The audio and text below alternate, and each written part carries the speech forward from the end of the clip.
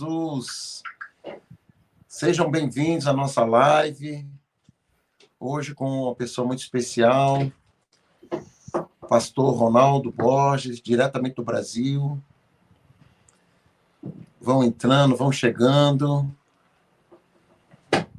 Vão compartilhando aí no Facebook, no Instagram. Vamos lá, estamos aguardando o pastor entrar aqui na nossa página. Amém, seja bem-vindo. Seja bem-vindo, Tati, seja bem-vindo.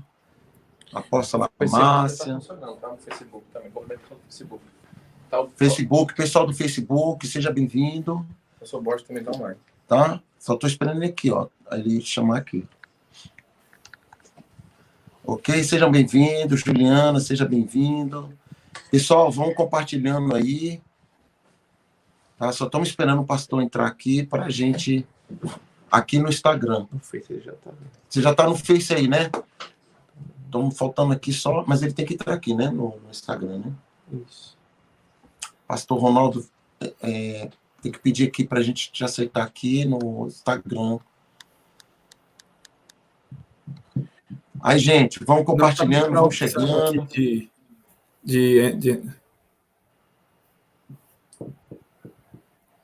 Não tô conseguindo a opção aqui.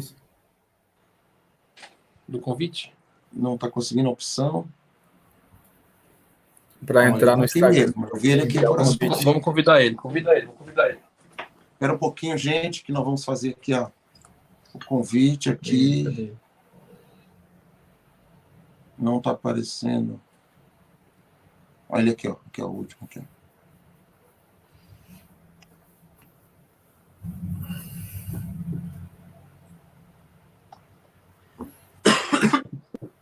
Isso, agora apareceu aqui. Isso, é só entrar.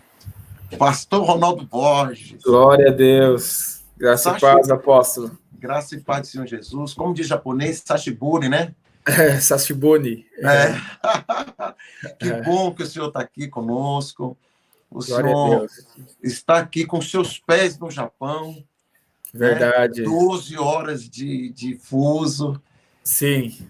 E a gente está muito feliz com esse tempo, com o Senhor aqui. Seja muito bem-vindo. Glória a Deus. Para esse tempo que a gente possa ter aí um papo legal sobre o Apocalipse. Pastor, glória a Deus.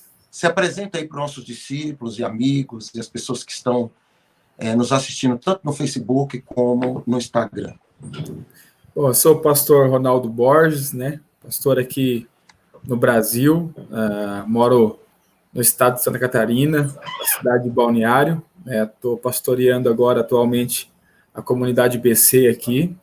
Sou pastor de igreja local há 8 anos, né, que pastorei a igreja local, e também tenho ministério de ensino, né, já há mais de 12 anos que ensino a palavra de Deus. Tenho uma escola chamada Escola Ruá Elohim, através da qual tenho levado o ensino aí para muitos lugares do Brasil e às vezes em alguns lugares fora do Brasil, né. E o Senhor tem nos usado também como um instrumento na área do ensino. Então, assim, o forte daquilo que tenho feito para o Senhor é ensinar. Espero poder compartilhar alguma coisa também com os irmãos aqui. Vai ser muito bom. Amém. Estamos com muita expectativa para esse tempo, pastor. E eu sei também que recentemente o senhor lançou um livro. Eu até mandei uma mensagem para o senhor: olha, a gente não consegue trazer esse livro aqui para o Japão, não. Não tem essa opção. O senhor tem que nos ajudar aí, pastor. Pois é, vamos precisar pensar em alguma coisa, né? Tem alguns pedidos fora do Brasil, Japão, Canadá, França, Estados Unidos, e a gente não, o correio, infelizmente, não envia, né? Então, lá no site não aparece a opção de você comprar se você estiver fora do Brasil. A gente vai precisar pensar em outra coisa, talvez com uma outra empresa, para enviar esses livros aí que estão sendo pedidos fora do Brasil. Então, antes da gente começar aqui, pastor, a gente pode até fazer aí um pedido grande aqui para o Japão e a gente pode aqui até te ajudar nessa distribuição, divulgação desse material, que é um assunto tão importante nesse momento, né? Sim. Então, seria, assim, interessante. Pastor, vamos fazer sim. Vamos trabalhar nisso aí, porque a gente pode fazer um negócio, um bem bolado, né? Como diz o meu É isso aí. Pastor Ronaldo Borges. Sim. Quando começa o Apocalipse? Ou já começou? Bom, vamos lá. Quando começa o Apocalipse, né? Ou se o Apocalipse já começou? Quando você me faz essa pergunta, eu entendo que você está me perguntando se o final dos tempos já começou, né? Sim. A palavra Apocalipse em si, a palavra Apocalipse significa revelação, né? Ou seja, mas a igreja, de uma forma geral, ela tem o conceito de Apocalipse como o final dos tempos, né? Então, já começou o final dos tempos? Já começou, de fato, aquilo que está escrito no Apocalipse? Bom, muitas coisas que estão escritas no Apocalipse já se cumpriram, né? O Apocalipse, ele é um livro escrito daquilo que era, ou seja, já passou, do que é, o que está acontecendo e do que há de vir. Então, muitas coisas já aconteceram e algumas coisas estão acontecendo. Mas existe um evento que vai marcar, de fato, vamos dizer assim, aquilo que vai acontecer no centro do Apocalipse, que é o rapto dos vencedores, né? E diferente do que as pessoas pensam, a igreja de Cristo, ela não vai ser levada toda de uma vez só. O Apocalipse, principalmente, mas a Bíblia inteira fala de a volta de Cristo em dois momentos, em dois aspectos, né? Um primeiro momento onde o Senhor Jesus ele vai levar apenas alguns crentes, né, que cumpriram aí um certo pré-requisito, se tornaram vencedores, e essa linguagem, esse chamar de crentes vencedores, é o próprio Cristo que fala isso na carta nas 7 cartas ao Apocalipse, e depois, no final da grande tribulação, no final desse momento aí catastrófico, o Senhor vem para levar o restante da igreja. Então, o Apocalipse em si, o cerne ainda não está acontecendo. Os sinais para se iniciar isso é que de fato estão acontecendo, e está acontecendo de forma muito rápida e muito clara, né? Tudo muito rápido e muito claro. O livro do Apocalipse não é como as pessoas pensam, não é um livro misterioso. Do meu ponto de vista, é um dos livros mais claros da Bíblia, é um dos livros mais claros e mais fáceis de se entender em toda a palavra de Deus. Então, fica muito simples você entender o Apocalipse, não só porque não é um livro misterioso, e a grande maioria dos símbolos que existem em Apocalipse, o próprio livro revela o que é, como também você compara isso com o que está acontecendo. E aí fica muito claro todas as profecias se cumprindo dia após dia. Então, eu digo que o Apocalipse que a igreja imagina ainda não está acontecendo, mas está muito prestes a acontecer. Pastor, vamos lá. Olha só. Quando a Bíblia diz assim, que sobre o verão e o inverno, né? Sim. Então, eu entendo que quando Jesus ele fala para a gente olhar, né, a figueira, então, do tempo da colheita, quando fala, vocês sabem discernir essas coisas, então vocês vão saber discernir todos os sinais, como ele fala lá no livro de Mateus, sobre o que estava por vir, terremotos, rumores de guerra, etc. Vamos dizer assim, essa analogia, ela não está dizendo para nós assim, ó, vocês sabem discernir o tempo do verão, o tempo da frutificação, vocês sabem discernir. Então, esses sinais, quando virem, também vocês vão saber discernir. Isso não seria como está nos dias de hoje, a gente vendo tanta coisa acontecendo no mundo, principalmente nesse momento do coronavírus, não é uma coisa assim de a gente ficar antenado para esse fim do tempo? Com certeza, com certeza. Quando Jesus adverte os discípulos, né, acerca de que, da mesma forma que eles sabem quando está próximo o verão, eles também vão saber quando está perto o Filho do Homem, ou seja, através dos sinais, e o sinal que ele usa para alertar eles de que eles sabem que está próximo o verão é o sinal da figueira, né? Não só a figueira, mas o Evangelho de Lucas fala da figueira e das demais árvores. Ou seja, quando essas árvores começam a brotar e nascer folhas e elas começam a ficar verdes, é um sinal claro de que o verão está próximo. Aí Jesus diz assim: da mesma forma, quando vocês virem estes sinais, saberá também que eu estou às portas. E quais são os sinais que ele falou? Ele falou de terremoto, né? Então, nós nunca vivemos um tempo com tanto terremoto como nós vivemos nos dias de hoje. É que as pessoas não sabem, mas existem sites que monitoram em tempo real os terremotos. E, assim, são mais de 1.000 terremotos por dia. A gente não fica nem sabendo. 1.000 terremotos é só no Japão. Assim, o Japão treme todo dia. Tem os pequenos abalos, né, que não são percebidos pelo homem, mas treme todo dia. De terremoto a gente entende. As pessoas não se apercebem disso. Ou seja, terremoto, fome, nós talvez a gente não tenhamos tido na história aí um tempo de tanta prosperidade no mundo, mas ao mesmo tempo tanta fome, gente passando fome aí por todo lugar. E aí ele fala das pragas, né, das pestes que viriam. É muito claro que esse vírus é uma peste, é uma praga, né, que assolou aí, está assolando todo mundo. Ou seja, esses são sinais claros da vinda do Senhor. E também Jesus disse, né, que quando ouvisse falar de paz, que era para tomar cuidado, né, que o momento estava chegando. Então, nós temos muitos governantes tentando fazer um tratado de paz entre Israel e Palestina. Já temos coisas assinadas, né, por presidentes enviados para tentar fazer um acordo de paz. Ou seja, tudo isso é um sinal muito claro de que Jesus está às portas, né? Então, eu creio realmente que se a gente se atentar para esses sinais, a reconstrução do templo também, né?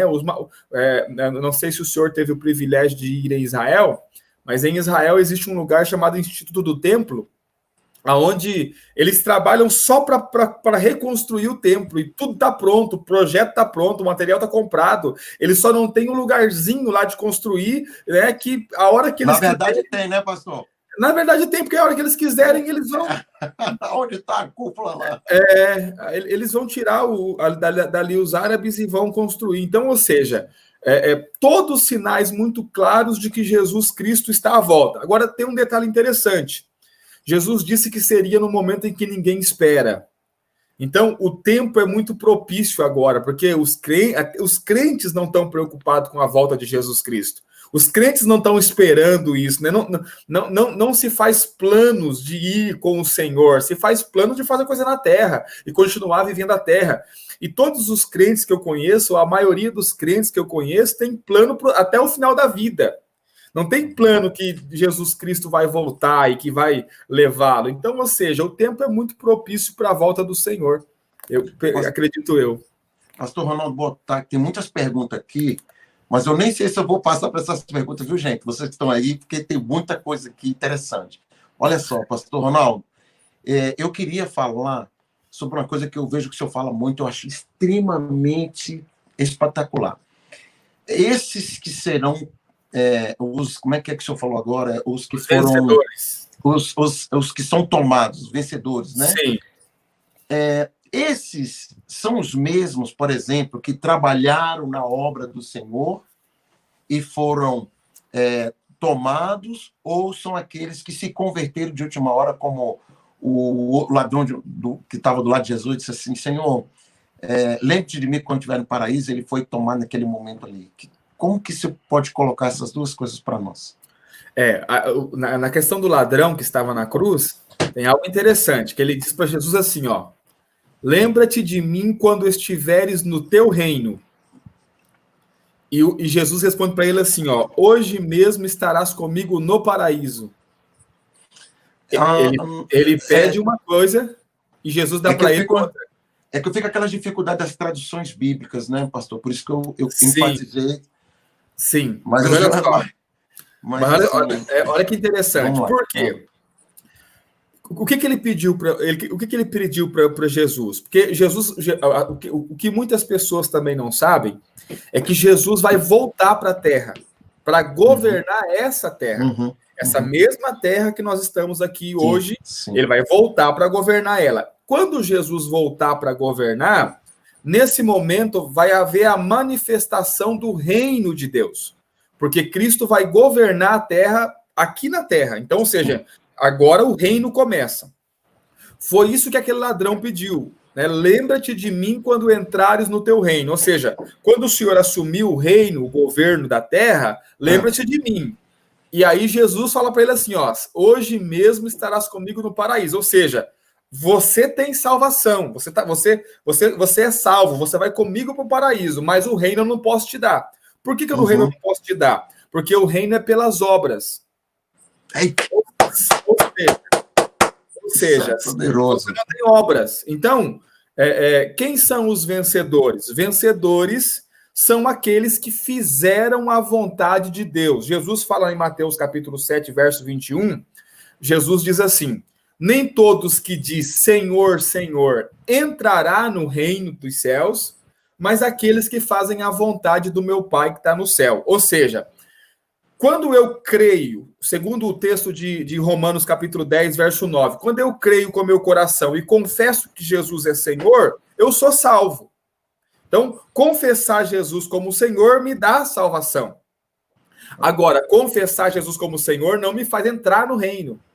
Porque para entrar no reino, eu tenho que fazer a vontade de Deus. E aí envolve a obra. Então, muito outro ponto importante, né? Muito importante. Você não misturar salvação com reino. Porque tem muito crente salvo que não vai reinar. Os pastores, por favor, põe os textos aí que ele está colocando, irmãos. Viu? Pessoal aí que está aqui, olha, o missionário Lázaro do Nepal está aqui conosco, pastor, ele é pastor da Lagoinha. Sim. Seja bem-vindo, Lázaro, você é maravilhoso, viu, Lázaro? Você viu aqui que o pastor está dizendo? Entendeu? Você que está lá no Nepal pagando um preço lá, que é um dos países perseguidos, né? Que persegue os cristãos. Seja bem-vindo aí, Lázaro. Pastor, pode continuar. Estou muito empolgado aqui com essas... Eu acho que o ponto mais importante para o crente, assim, porque eu vou falar com todo o amor e todo o cuidado, mas precisa haver uma reevangelização da igreja, no sentido de trazer uma sã doutrina. Então, o que precisa se ensinar a princípio? Do meu ponto de vista, a maioria dos crentes que eu conheço não consegue diferenciar salvação e reino.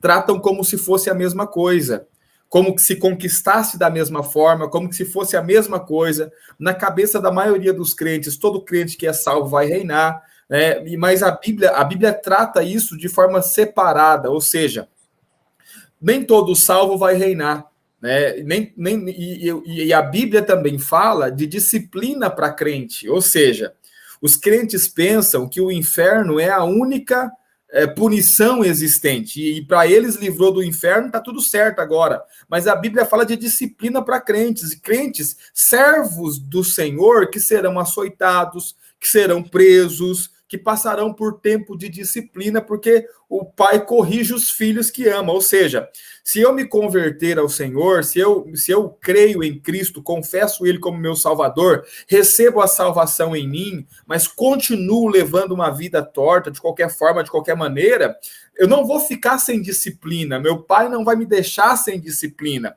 Ele não vai me mandar para o inferno, porque uma vez que eu sou filho para sempre. Não tem como voltar atrás e não ser filho mais. Mas ele não é porque eu sou filho que eu posso fazer o que eu quiser por aí, porque vai haver disciplinas. Disciplinas do reino. Agora, pastor, mas eu gostei do que o senhor falou, que precisa ser reevangelizado de novo, né? Mas eu nasci num lar cristão e eu nunca vi essa revelação, esse rema. Nunca dentro da igreja. Sim. Todos nós éramos ensinados que, uma vez salvo, voltaria com Jesus para reinar. Não falava, não tinha essa obra. Sim, entendeu? Entendo. Por isso que as pessoas dentro da igreja falavam assim, não, eu me arrependo no final e acabou, e está tudo certo, entendeu? Vamos ensinar. Isso aqui é coisa Exatamente. que é recente. Exatamente. Então tem muita gente que vai ter que deletar o que aprendeu e voltar e fazer como que diz assim, baixar todas as informações já com atualizações. É verdade. Olha só, aí está o problema. Qual que é o problema, né? E assim, eu tenho ensinado há alguns anos, né? E ensinado em muitos lugares. Qual que é o problema? O povo, né? E aqui eu quero falar com muito respeito aos pastores, sem querer ofender de forma alguma. O povo está disposto a sentar para ouvir. O problema maior é que os líderes é que não estão, sabe? Porque os pastores, às vezes, eles se acham que isso vai diminuí-los, que vai inferiorizá-los se ele sentar para ouvir, né? E como voltar lá na minha congregação e dizer assim, olha, pessoal, o que eu estava ensinando não está 100% correto. A gente precisa ajustar isso aqui porque eu aprendi algo novo. Boa parte dos líderes não conseguem fazer isso. Não sei se por orgulho, não sei se por qual é o motivo, mas não consegue voltar e dizer, olha, o que eu ensinei era o que eu cria, mas não está correto. Agora vamos ajustar essa doutrina aqui. É difícil para os pastores e para os líderes, principalmente de grandes ministérios, fazer isso. Eu vejo essa dificuldade.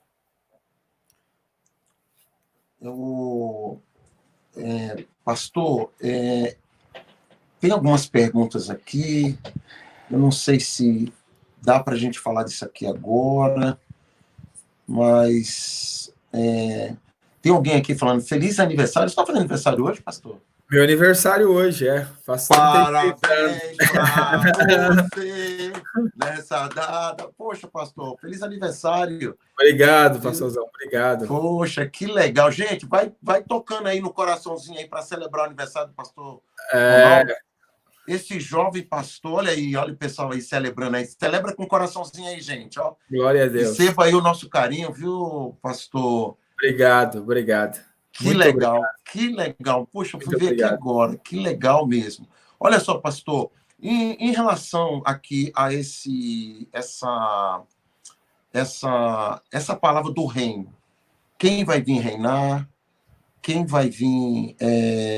Opa, mexeu aqui. Ok. Pronto. Pastor, falando mais um pouquinho sobre essa vinda, né, para reinar. Você falou que os vencedores, né, vão ser primeiros tomados, e aqueles que morreram antes da volta do Messias, como que será?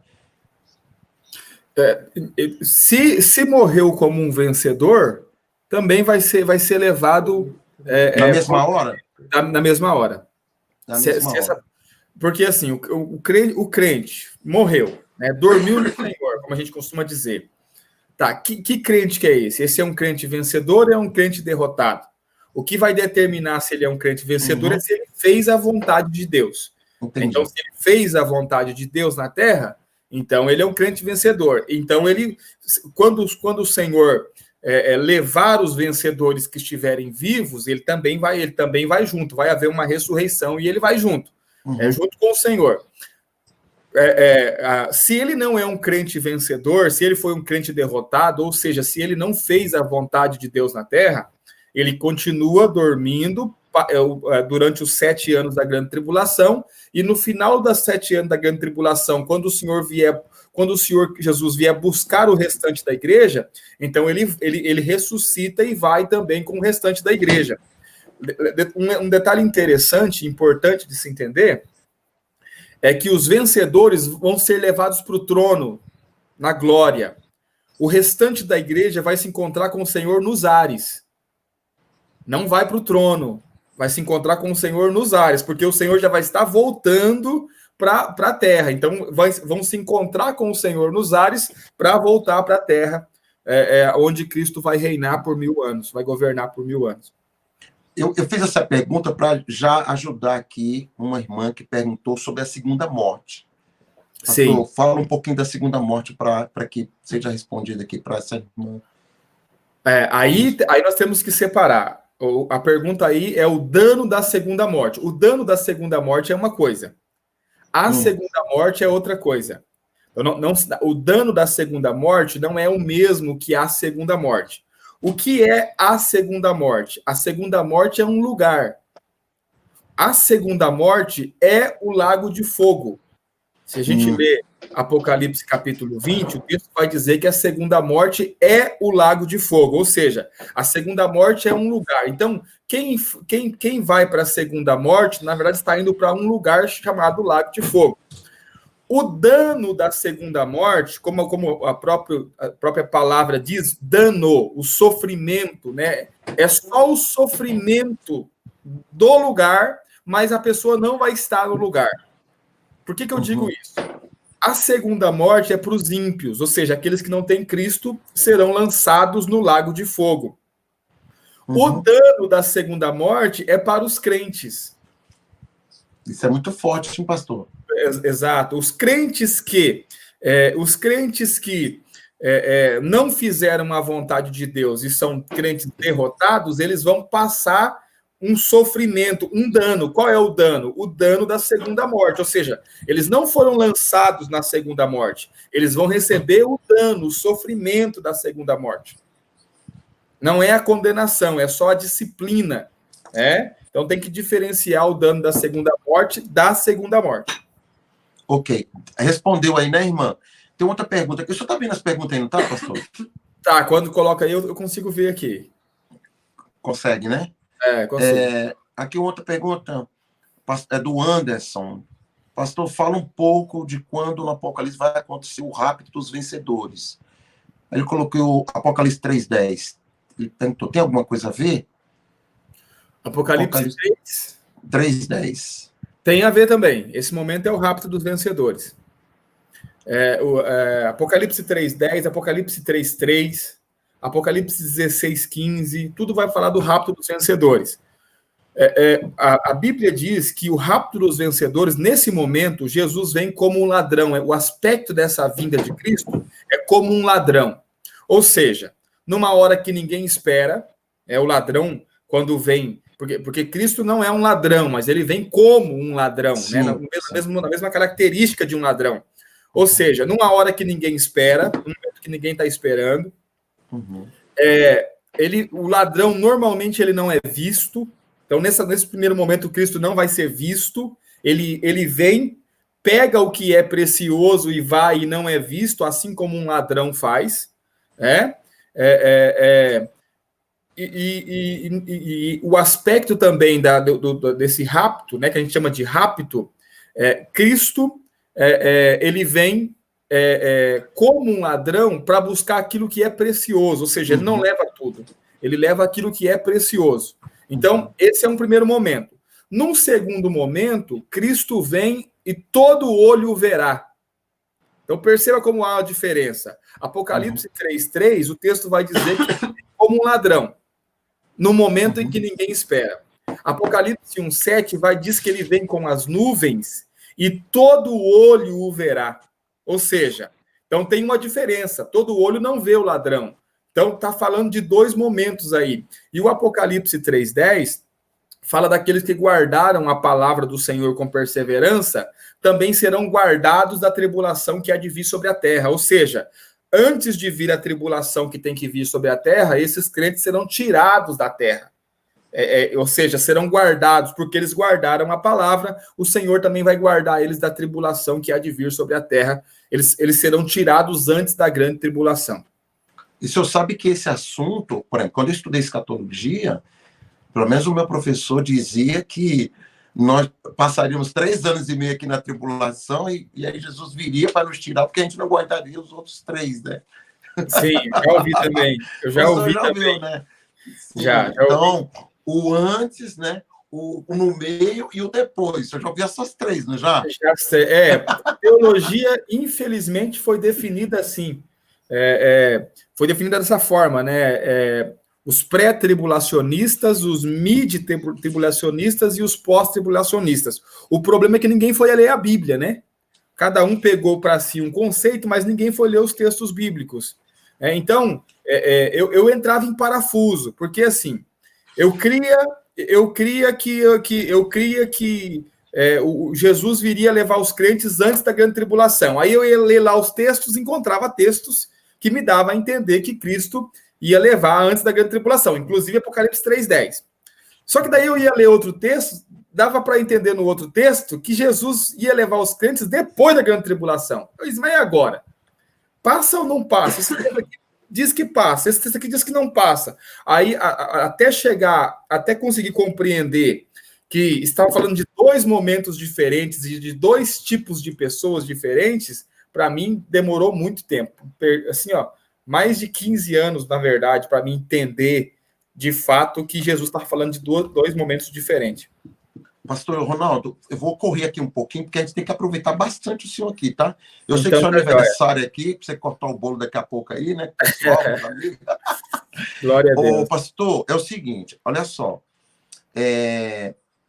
Eu queria aqui, tem uma pergunta aqui que diz o seguinte: as pessoas que não estão congregando, ou seja, estão desviadas, estão fora do corpo, entendeu? Essas pessoas aqui vão receber salvação? Salvação, sim. Se elas creem em Cristo, sim. Salvação, crê, né? salvação é única e exclusivamente pela obra de Jesus Cristo.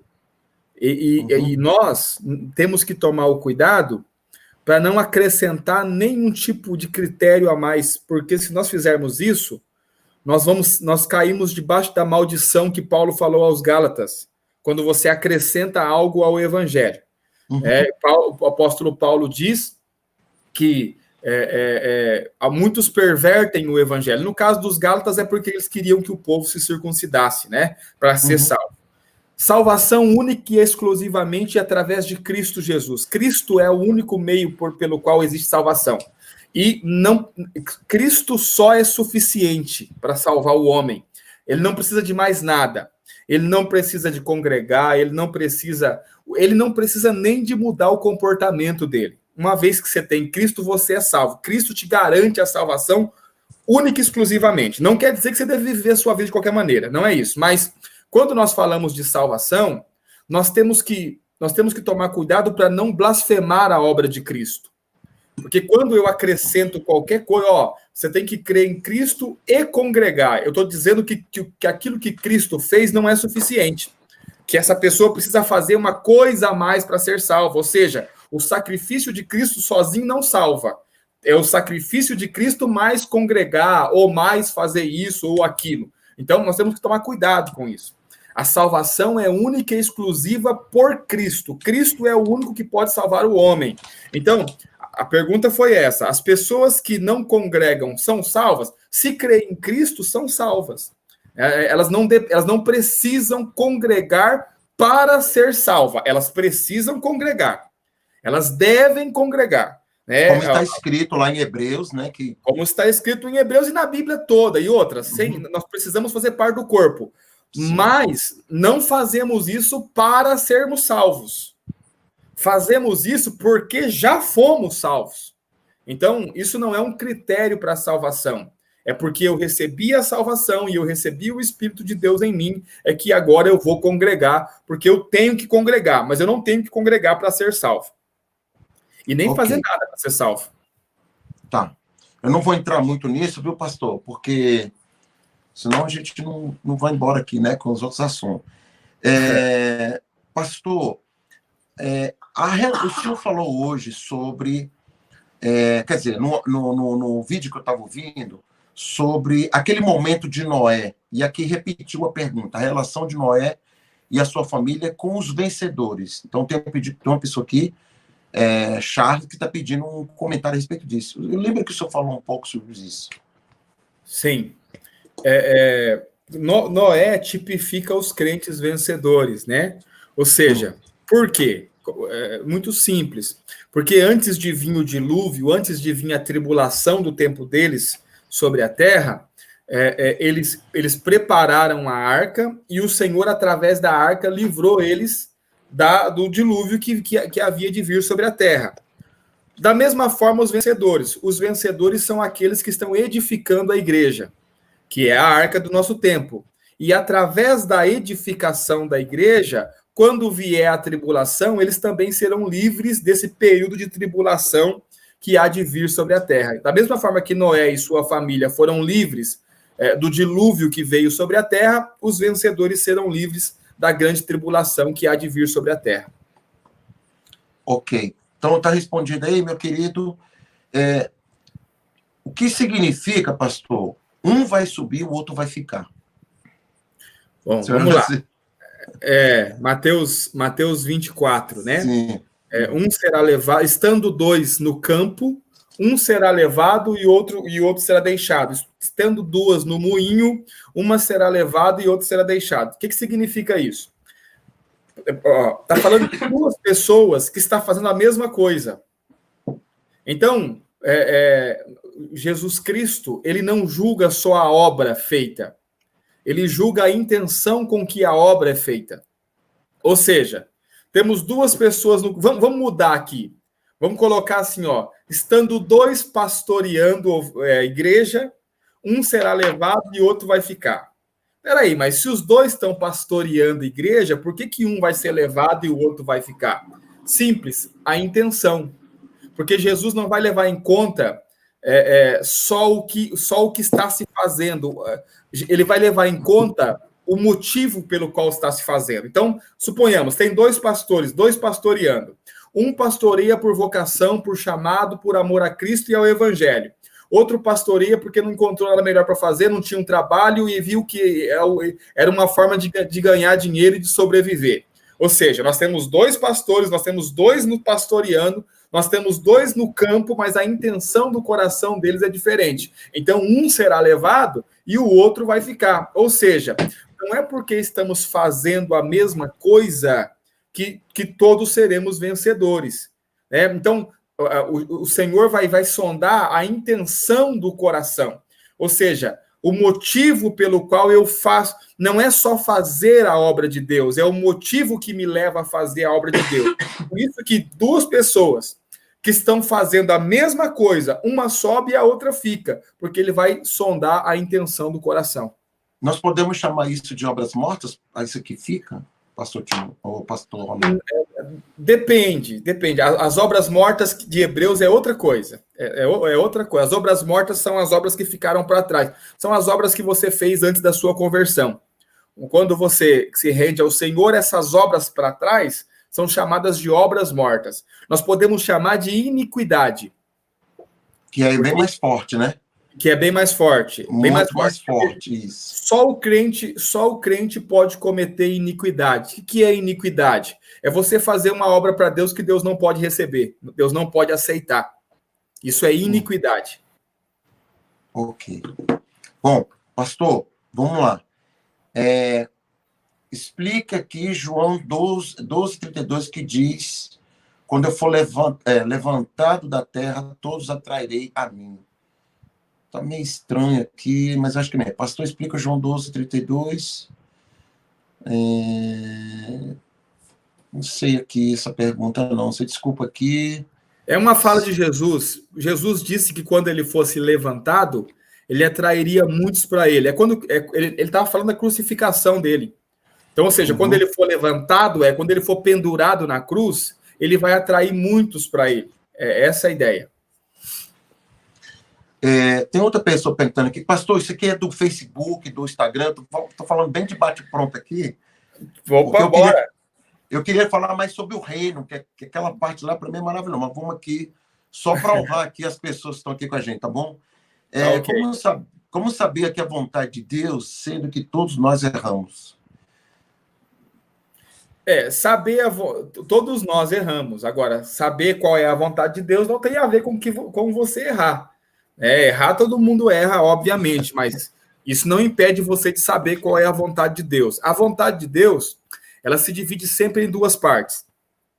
A vontade de Deus coletiva, ou seja, a vontade de Deus que é igual a todos. Então, por exemplo, batizar, ceiar, pregar o evangelho, isso aí é igual e é comum a todos. Essa é a vontade de Deus coletiva.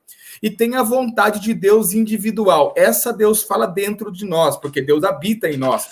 E o Deus que habita em nós fala conosco. Ou seja, aí a ideia da cidade onde você vai morar, que tipo de obra você vai fazer, qual vai ser a sua profissão, isso aí é individual para você. A vontade de Deus coletiva, que é igual a todos, está na Bíblia. Então, se você ler a Bíblia, você vai ver qual que é a vontade de Deus coletiva. A vontade de Deus individual, para você, você vai ter que buscar através do seu relacionamento com Deus. Ou seja, Deus fala no seu interior. Por exemplo, eu creio que a vontade de Deus para mim hoje, particular, para mim, é que eu esteja aqui em Balneário, edificando aqui a igreja. Mas isso é para mim, não é para todos. Né? Então, a vontade coletiva na Bíblia, a vontade individual no meu relacionamento com Deus. Ok. Bom, tem muitas perguntas aqui, queridos. Você que está no Facebook, você que está no Instagram, tem muitas perguntas aqui que foram respondidas. A gente vai deixar aí a live no Instagram e no Facebook. Você depois pode aí rever essa live e tirar as suas dúvidas. Pastor Ronaldo, olha só,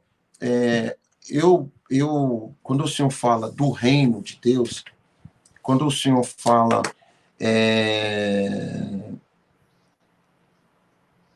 tem uma pergunta aqui, pessoal, vou responder aqui, acho interessante.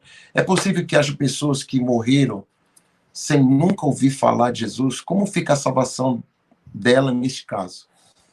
É possível, com certeza. E elas não ficam salvas. Simples assim. Salvação, simples assim. Simples assim. Né? Ele também já disse, viu, gente, que tem que haver a confissão, até a palavra de ter que confessar e crer no coração. Bom, pastor Ronaldo, olha só, se nós, durante, ou antes, ou depois, que aí tinha esse entendimento antes, será que não tem a ver com o que a gente tinha de a tradução das escrituras sagradas? Porque eu vejo que as traduções de hoje, elas são muito diferentes do que nós tínhamos antes. Porque, por exemplo, eu nasci num lar cristão, então muitos textos e muitas palavras que eu ouvi do meu pastor, Igreja Batista de Brasília, era diferente do que eu estou vendo hoje, quando a gente lê uma Shed, quando a gente lê uma King James. O senhor não acha que isso pode ter trazido confusão naquela época do que nós estamos vendo hoje? Eu acredito que cooperou também. Eu acho que não é só esse o problema. Do meu ponto de vista, e até os dias de hoje, o meu problema, eu acho que é muito simples. Qual que é o problema? As pessoas não leem a Bíblia. Esse é o problema, né? Então, agora, que as traduções ruins também cooperaram para um entendimento errado das Escrituras, eu concordo. Mas acho que o maior problema é que as pessoas não leem a Bíblia. As pessoas, elas não leem a Escritura, elas não assim, eu conheço pastores que eu posso afirmar que não, infelizmente, eles não leram os evangelhos, sabe? Só que aí está inserido dentro da igreja, e são pessoas que querem servir a Deus e vão trabalhando, e vão fazendo, e vão servindo, e vão alcançando posições, e daqui a pouco são pastores de igreja. Mas o cara não leu os evangelhos, ele não leu a Bíblia, ele não tem compreensão dos textos da Bíblia, ele não compreende o que está escrito, né? Então, eu acredito que o grande problema para os crentes, principalmente os crentes brasileiros, né, é a falta de leitura. Porque quando você lê, você entende. Quando você lê, você compreende. Aqui no Brasil, tinha-se o costume, até pouco tempo atrás, ainda muitas igrejas têm ainda, o pregador chega para pregar, ele abre lá a Bíblia, aí ele lê o versículo, fala assim, fecha a sua Bíblia, vamos orar. Pronto, fechou a Bíblia, agora, daqui para frente, só ele que fala, ninguém abre a Bíblia mais. Ou seja, se alguém está pregando, você deveria estar com a Bíblia aberta. Eu citei alguns textos aqui. Quantos dos irmãos foram conferir se os textos que eu citei é isso mesmo? Então, eu acho que a grande questão é ler a palavra, nós precisamos ler. Alguém pregou, alguém falou, tá escrito isso onde? Aí você vai lá onde está escrito e vê se está escrito mesmo, para você, de fato, ver se é assim. Nós precisamos aprender com os crentes de Bereia, né? Enquanto Paulo expunha as escrituras, eles ficavam conferindo. Isso. Nós precisamos fazer isso. Só que, infelizmente, para muitos pastores, isso é uma ofensa, né? O crente conferir se o que ele pregou está na Bíblia, ofende. Não sei por quê. Mas eu acho que a grande questão é a leitura. Isso aí foi uma resposta sensacional, porque infelizmente, não só para nós pastores, mas também quando a gente fica ali batendo, gente, leia a palavra, faça um plano de um ano, faça um plano de 6 meses, por favor, leiam, pergunte, tire suas dúvidas, e realmente, infelizmente, as pessoas, elas se perdem mesmo, elas não, quer dizer, antigamente até que se levava a Bíblia para a igreja, né? Mas hoje, agora, nem leva mais, só confere ali na hora, pelo iPad, pelo iPhone. Pelo iPhone, pelo celular. Isso. E aí acabou e desliga ali o celular, que é a Bíblia, e acabou. Muito, muito, muito legal essa sua resposta. Gente, vamos ler a Bíblia, gente. Vamos ler a Bíblia, gente. Pastor Ronaldo, olha só. Nós estamos aqui já quase que terminando com a nossa live, e tem muita gente aqui falando para o senhor falar um pouco do livro. Então, eu queria deixar esses minutos que nós temos aqui, 7, 10 minutos no máximo, para que o senhor pudesse falar um pouco do livro, porque tem muita gente aqui, ó, li uma vez, não cansei de ler, como eu consigo esse livro? E está falando aqui, ó, o livro que comprei está sendo bastante edificado, bastante gente, pastor, muita gente falando. Sim. Parabéns, viu? Parabéns mesmo, que Deus, glória a Deus, abençoe, viu, por esse livro. Vamos lá, fala um pouquinho do livro para nós. Bom, como eu falei quando eu fui lançar o livro, né? Eu acho que tem 2 tipos de autor: aquele que escreve livro para vender, que tem objetivo comercial, né, de vender o livro, e quem escreve livro pensando na edificação da igreja. No meu caso, eu escrevi o livro pensando na edificação da igreja. Então, eu viajei já por todo esse Brasil ensinando, e eu vejo a deficiência nesses assuntos sobre salvação, sobre o reino. Sobre as pessoas não compreendem o que é o evangelho da graça, o que é o evangelho do reino, né? O evangelho eterno, né? Que é um terceiro evangelho que será pregado ainda. Então, vendo a necessidade das pessoas, principalmente mais no Nordeste do Brasil, quando eu vou para o Nordeste, eu vejo assim, uma carência muito grande das pessoas entenderem sobre isso. Então, nasceu daí a ideia do livro. O nome do livro é O Evangelho da Graça e o Evangelho do Reino, ponto de convergência. Nesse livro, eu explico o que é o Evangelho da Graça, né, de forma muito clara, eu tentei assim deixar o livro muito leve na leitura, muito claro, então a pessoa vai entender o que é o Evangelho da Graça. Eu recebo todo dia testemunho de pessoas dizendo: pastor, os meus olhos foram abertos, eu entendi agora eu compreendi, ficou fácil de entender. Então, esse é o objetivo. E também explicar o Evangelho do Reino, que é a recompensa das obras que nós fazemos. Ou seja, nós somos salvos pela graça, mas nós precisamos fazer obra. E essas obras que nós precisamos fazer, nós só podemos fazer se nós estivermos inseridos na graça. Então, existe um complemento entre o Evangelho da Graça e o Evangelho do Reino. E eu termino ali o livro falando do ponto de convergência, quando é que os 2 evangelhos se unem, e de fato o propósito de Deus só é cumprido quando você tem compreensão clara dos 2 evangelhos, do evangelho da graça, que está ligado à salvação, e do evangelho do reino, que está ligado à recompensa que a gente vai receber quando Cristo voltar. Então, é um livro muito, muito abençoador, muito simples de ler, muito fácil de ler. E assim, eu estou muito feliz com o resultado do livro, porque tenho recebido os testemunhos, muitos testemunhos de pessoas sendo libertas, né? A visão se abrindo para a coisa através do livro. Eu creio que esse livro vai revolucionar a vida de muita gente. Pastor, eu não li ainda. Eu sei que falar sobre graça é um assunto muito delicado, né? Eu particularmente, nem vou expor a minha opinião aqui, porque eu quero falar sobre Apocalipse, mas eu quero ler o livro, mas eu sei que esse assunto de graça, isso deve ter apanhado bastante, né? Continua apanhando. Entendeu? E aí, eu quero pedir você que está aqui conosco, siga a nossa página, siga a página do pastor Ronaldo Borges. Pastor Ronaldo Borges eu conheci através do chileno Vergara, que é um amigo, um companheirão. Eu falei com o chileno, me põe na linha do pastor Ronaldo, deixa eu falar com ele, falou, vou fazer agora. Então, fiquei feliz demais. Eu já ouço o senhor já tem muito tempo, os seus ensinos, né? Já conversei com o senhor sobre isso. E agora, pastor Ronaldo Borges, eu queria que o senhor nos prometesse aqui para o pessoal do Japão, né? Que o senhor desse a palavra no dia do seu aniversário, que em vez do senhor receber o presente, o senhor vai nos dar o presente de arranjar um jeito da gente conseguir trazer aí, pelo menos aí uns 20 livros, só para começar aqui para o Japão.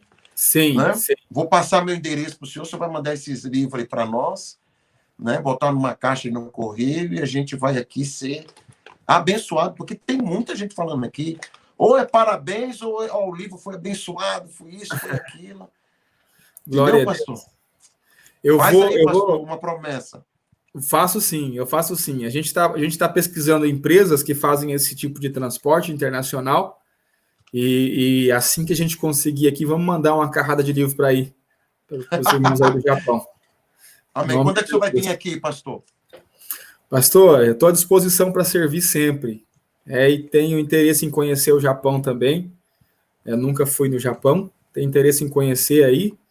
E assim, estou disponível, né, para servir sempre, assim que pudermos, né, fazer esse trânsito aí, porque acho que as coisas estão um pouco complicadas agora, né?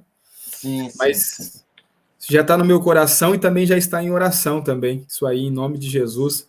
Termos um tempo bom de comunhão aí, conhecer os irmãos. Também tenho irmãos, né, que conheço, que moram aí, pessoas próximas que mudaram para o Japão e que talvez possa até reencontrá-las aí. Amém. O Japão está fechado para os brasileiros, né? Tanto para nós brasileiros sairmos, como os brasileiros para vir. Sim. Mas nós vamos estar aqui atentos, viu, pastor? E estamos crendo que este ano ainda vai dar para a gente ter o senhor aqui, a gente poder ter esse tempo de ensino, né? De podermos estar aí bebendo mais daquilo que Deus tem lhe dado, daquilo que Deus tem acrescentado na sua vida. Vai ser um prazer. Amém. Pastor, parabéns. Que Deus abençoe a sua vida. Faça prosperar seu caminho, assim como é próspero a sua alma. Muito obrigado por esse tempo maravilhoso. Quero pedir para todos que já assistiram a nossa live, que a gente possa abençoar a vida do pastor Ronaldo Borges, orando por ele, orando por esse trabalho de ensino que não é um trabalho fácil. E quero dizer para o senhor, pastor Ronaldo, que temos aqui um grupo de pastores que lhe assiste, que lhe ouve. Muita gente aqui é abençoado com o seu ensino. Então, que Deus guarde a sua vida, guarde a sua casa e a sua família, em nome de Jesus. Amém. Amém. Agradeço a todos os irmãos também que estão me parabenizando aí. Obrigado. Deus abençoe a vida dos irmãos. Sou grato a Deus por ter cada um de vocês aí próximo de mim. Sou grato a Deus por ter o privilégio de caminhar com cada um dos irmãos aí. Obrigado de coração. Estou muito feliz. Que Deus possa abençoar grandemente cada um dos irmãos em nome de Jesus. Amém. Obrigado, pastor Ronaldo. Obrigado você que esteve conosco aí. Deus abençoe. Uma hora de live é um tempo assim que a gente possa só experimentar aqui um pouquinho daqui, e com o desejo de que você queira mais, né? Nós vamos tentar fazer de novo essa conexão com o pastor Ronaldo para um outro tempo e podemos aí tirar as dúvidas e podemos ser abençoados com tanto ensino. Muito obrigado, pastor Ronaldo. Obrigado você na live, tanto no Facebook como no Instagram. Deus abençoe a vida de vocês de uma forma poderosa. Deus abençoe os irmãos. Em nome de Jesus. Amém. Deus abençoe, pastor. Um abraço, gente. Valeu.